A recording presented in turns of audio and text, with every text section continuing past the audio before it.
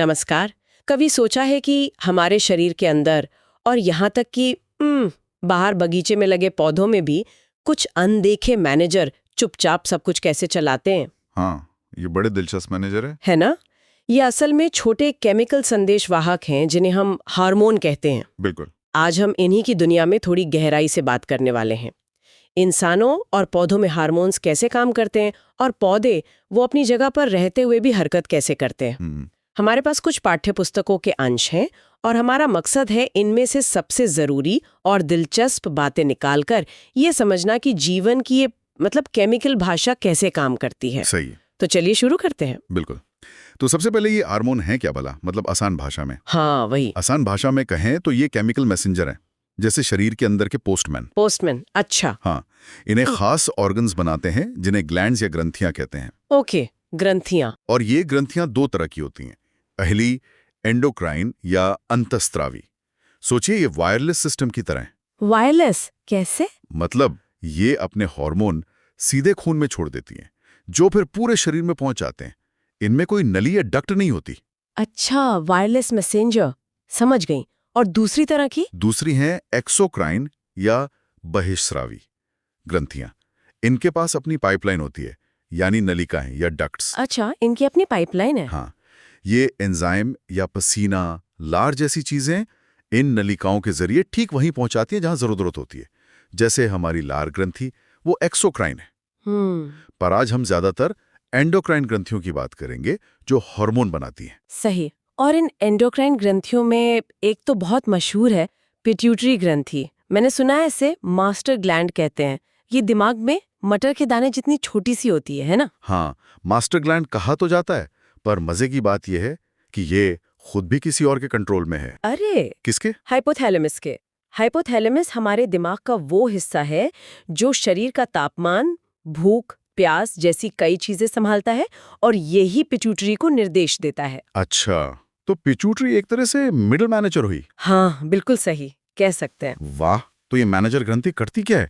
इसके काम क्या है? देखिए, इसके दो मुख्य भाग हैं।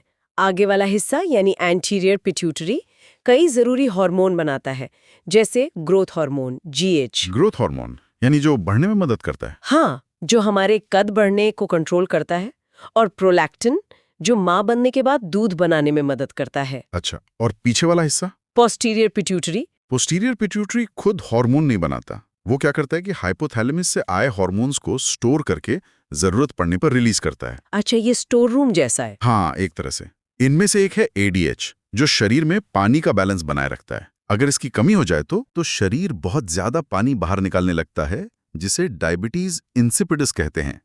ये वो शुगर वाली डायबिटीज से अलग है। ओके। और दूसरा है ऑक्सीटोसिन। ये बच्चे के जन्म के समय और माँ के दूध के निकलने में मदद करता है। ग्रोथ हार्मोन की बात आई थी अभी, तो मैंने सुना है इसका कम या ज्यादा होना काफी दिक्कतें पैदा कर सकता है। बिल्कुल, यहीं पर शरीर के संतुलन का कमाल दिखता है।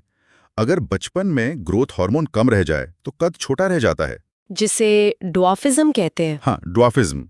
और अगर जरूरत से ज्यादा हो जाए तो क्या होता है? क्या बहुत लंबे हो जाते हैं? बचपन में ज्यादा होने पर शरीर बहुत लंबा हो जाता है, उसे जाइगेंटिज्म कहते हैं।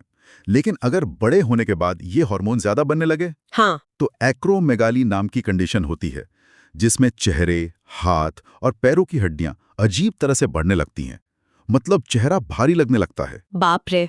ये दिखाता है कि हार्मोन्स का सही मात्रा में और सही समय पर निकलना कितना जरूरी है। बिल्कुल, संतुलन ही सब कुछ है।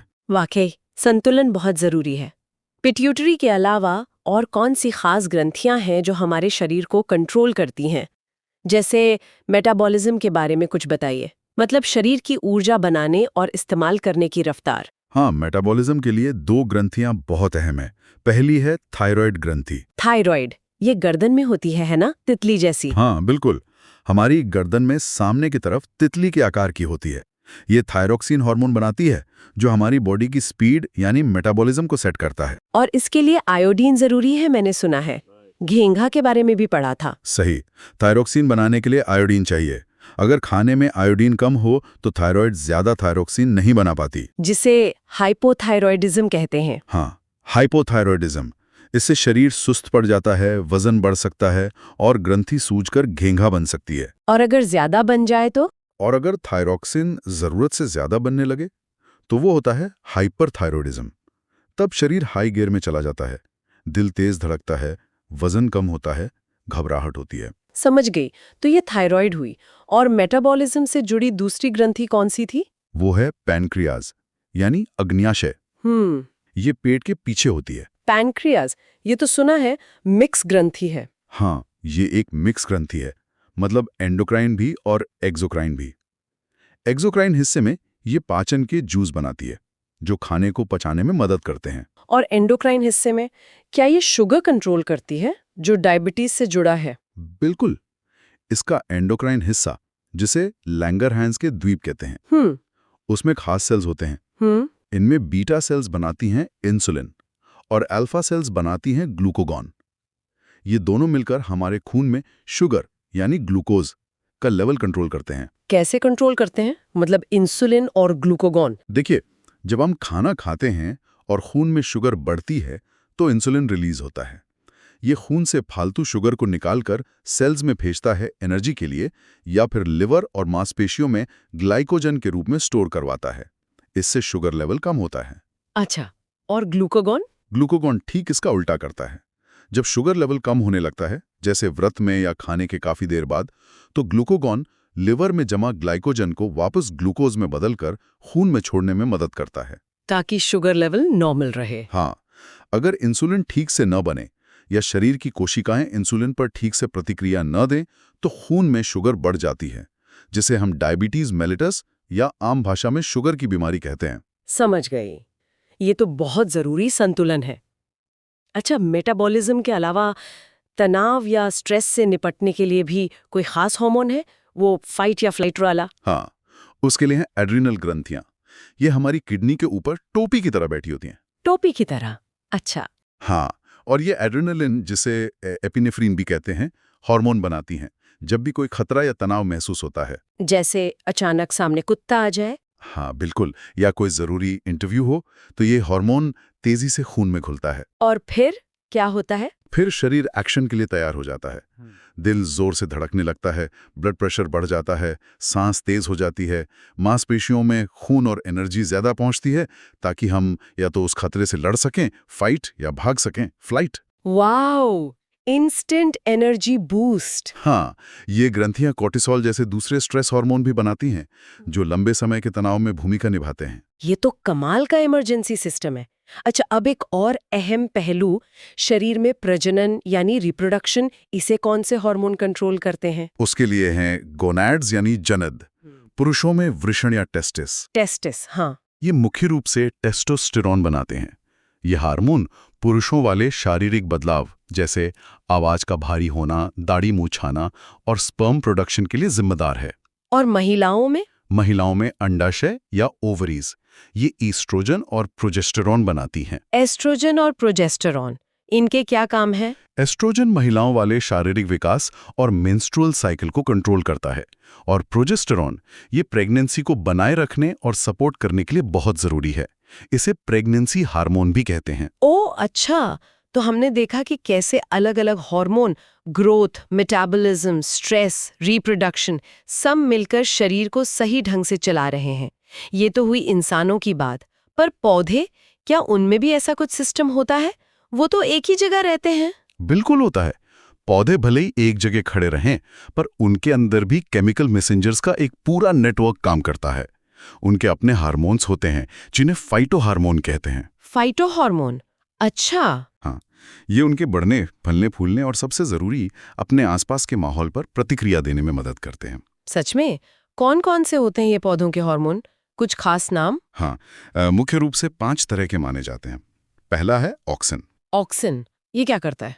ये पौधे की कोशिकाओं को लंबा करने में मदद करता है, खासकर तने की नोक पर। इसी वजह से पौधा रोशनी की तरफ बढ़ता है। अच्छा, और दूसरा? दूसरा है जिब्रेलिन्स। ये बीजों को उगने में, मतलब अंकुरण में, तने को और लंबा होने में और फूलों को खिलने में मदद करता है। सोचिए, ये पौधे का गो सिग्नल है। गो सिग्नल, ठीक है। तीसरा है साइटोकाइनेंस। इसका मुख्य काम है सेल डिवीजन, यानी कोशिकाओं के बंटवारे को बढ़ावा देना। इससे जड़ें और फल बढ़ते हैं, पत्तियां हरी रहती हैं। ये पौधे को जवान रखने में मदद करता है। ये तो सब ग्रोथ बढ़ाने वाले लग रहे हैं। ऑक्सिन, जिब्रेलिन्स, साइटोकाइनेंस, क्या कोई रोकने वाला या धीमा करने वाला हार्मोन भी है? हाँ बिल्कुल, संतुलन तो पौधों में भी जरूरी है। चौथा है एब्सिसिक एसिड। Abscisic acid. हाँ, इसे स्ट्रेस हार्मोन भी कहते हैं। जब पौधे पर कोई मुसीबत आती है, जैसे पानी की कमी हो गई या बहुत ज्यादा सर्दी गर्मी है, हाँ। तो एबीए पौधे की ग्रोथ को धीमा कर देता है और पत्तियों में मौजूद छोटे छेद, जिन्हें स्टोमेटा या रंध्र कहते हैं, उन्हें बंद कर देता है ताकि पानी बच सके। ये पौधे का इमरजेंसी ब्रेक जैसा है। वाह, गैस और ब्रेक दोनों है पौधों के पास। और पांचवा कौन सा है? पांचवा बड़ा अनोखा है, एथिलीन। एथिलीन। ये एक गैस वाला हार्मोन है। गैस? हाँ। हार्मोन गैस के रूप में? हाँ, इसका सबसे जाना माना काम है फलों को पकाना। आपने देखा होगा कि एक पका केला अगर कच्चे केलों के पास रख दें तो वो भी जल्दी पक जाते हैं। हाँ हाँ, देखा है। वो एथिलीन गैस की वजह से ही होता है। पका फल एथिलीन छोड़ता है, जो आसपास के फलों को भी पकने का सिग्नल देती है। कमाल है, गैस वाला हार्मोन। तो ये हार्मोन पौधों को सिर्फ बढ़ने या रुकने में ही मदद करते हैं, या ये हिलने डुलने में भी कोई भूमिका निभाते हैं? बिल्कुल, ये हार्मोन पौधों की हरकतों यानी मूवमेंट्स को भी कंट्रोल करते हैं। पौधे चल फिर नहीं सकते, पर वो अपने माहौल के हिसाब से हिलते डुलते जरूर हैं। हिलते डुलते हैं? लेकिन कैसे? वो तो जड़ों से बंधे होते हैं। हाँ, पर उनके हिस्से हिलते हैं। दो तरह की मुख्य गतियां होती हैं। पहली है ट्रॉपिक गतियां। ट्रॉपिक मूवमेंट्स ये दिशा वाली होती हैं, यानी किसी खास चीज, जिसे उत्तेजना कहते हैं, उसकी तरफ या उससे दूर। अच्छा, दिशा वाली। जैसे फोटोट्रॉपिज्म। फोटो मतलब रोशनी, पौधे का तना रोशनी की तरफ बढ़ता है ना। हाँ। वो पॉजिटिव फोटोट्रॉपिज्म है। और जड़ें रोशनी से दूर नीचे जाती हैं। हाँ। वो नेगेटिव फोटोट्रॉपिज्म। ओह, जैसे सूरजमुखी का फूल सूरज की तरफ मुड़ता रहता है। हाँ, वो एक तरह का फोटोट्रॉपिज्म ही है, हालांकि थोड़ा जटिल है। ऐसे ही जियोट्रॉपिज्म है, गुरुत्वाकर्षण के हिसाब से गति। जियो मतलब धरती। हाँ, जड़ें हमेशा नीचे जमीन की तरफ जाती हैं, गुरुत्वाकर्षण की दिशा में। ये पॉजिटिव जियोट्रॉपिज्म है। और तना हमेशा ऊपर हवा की तरफ बढ़ता है, गुरुत्वाकर्षण के विपरीत। ये नेगेटिव जियोट्रॉपिज्म। अच्छा, और पानी के लिए भी कुछ होता है? बिल्कुल, हाइड्रोट्रॉपिज्म, जड़ों का पानी की तरफ बढ़ना। और कीमोट्रॉपिज्म भी होता है, केमिकल के असर से गति, जैसे फूल में पराग नलिका, पोलन ट्यूब का अंडाशय ओव्यूल की तरफ बढ़ना। वो खास केमिकल्स के सिग्नल से होता है। वाह, ये तो हुई दिशा वाली गतियां। दूसरी कौन सी बताई थी आपने? दूसरी हैं नास्टिक गतियां। ये दिशा पर निर्भर नहीं करती। दिशा पर नहीं, तो फिर किस पर? ये उत्तेजना कितनी तेज है उसकी तीव्रता पर निर्भर करती हैं। जैसे फोटोनास्टी, कुछ फूल रोशनी तेज होने पर खिलते हैं और कम होने पर बंद हो जाते हैं। यहाँ रोशनी की दिशा मायने नहीं रखती, बस उसकी मौजूदगी या गैर मौजूदगी। अच्छा, जैसे कुछ रात में खिलने वाले फूल और वो छुई मुई का पौधा, उसे छूते ही पत्तियां बंद हो जाती हैं, वो क्या है? बिल्कुल सर, वो थिग्मोनेस्टी का सबसे बढ़िया उदाहरण है। थिग्मो मतलब स्पर्श, छूने या कंपन से होने वाली प्रतिक्रिया। इसमें भी दिशा का कोई रोल नहीं, बस छूने का असर होता है। ये दिखाता है कि पौधे कितने संवेदनशील हो सकते हैं, भले ही उनमें हमारी तरह नर्वस सिस्टम ना हो। वो भी अपने तरीके से महसूस करते हैं और प्रतिक्रिया देते हैं।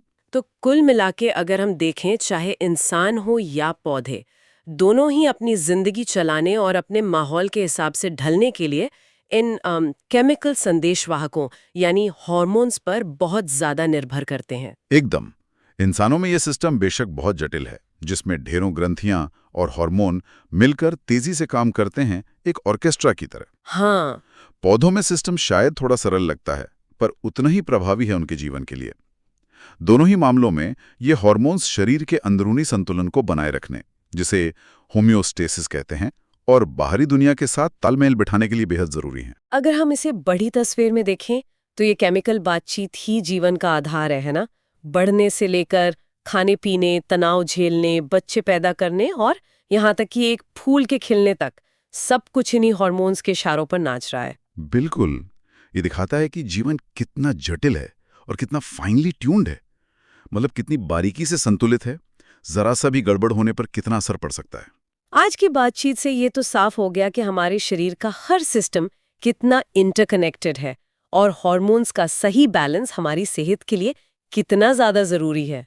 और ये भी कि पौधे उतने भी सीधे साधे नहीं हैं जैसा हम सोचते हैं। वो भी अपने माहौल को महसूस करते हैं और उस पर रिएक्ट करते हैं। हाँ, ये जानना वाकई दिलचस्प है। तो इसका मतलब क्या है हमारे लिए?